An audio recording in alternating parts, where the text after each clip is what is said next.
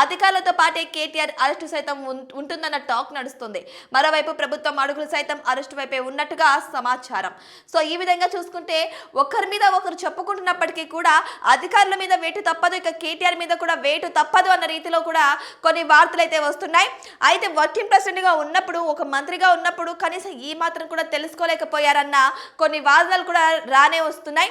అయితే ఈ విధంగా చూసుకుంటే ఈ దారంతా కూడా ఇప్పుడు కేసీఆర్ అరెస్టు వైపుకే మొగ్గు చూపుతున్నట్టు తెలుస్తుంది.